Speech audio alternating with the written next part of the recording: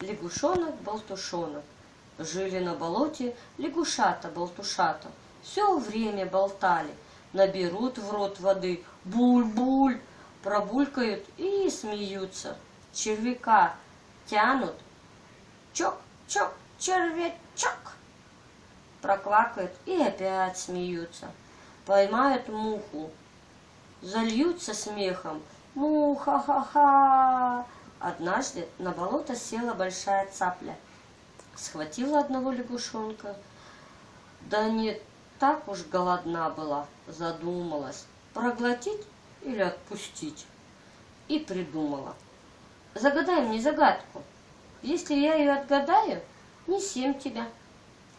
Сидит лягушонок в клюве у цапли, и жалко ему себя, да глупой жизни своей. Все болтал, болтал, а ни одной загадки не сочинил. Думает, может, все еще не все еще потеряно? Ну, поторопила цапля. Придумал! В отчаянии квакнул лягушонок. Облако на спицах, а ножницы под колесницей. Думала цапля, думала, да и плюнула лягушонка. Фу, не отгадала. Скажи, что это?